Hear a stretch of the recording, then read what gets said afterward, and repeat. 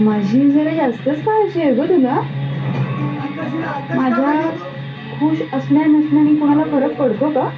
नाही ना. आता वहिनीने एकदा ठरवलं म्हणजे ते ठरलंच की.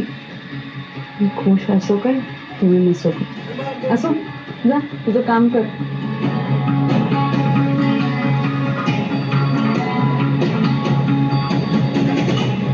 परमेश्वरा, आता पारूची आई असती तर तिने जाऊन अहिल्या मॅडमचे आभार मानले असते. आता मी जाऊन अहिल्या मॅडमचे आभार मानते.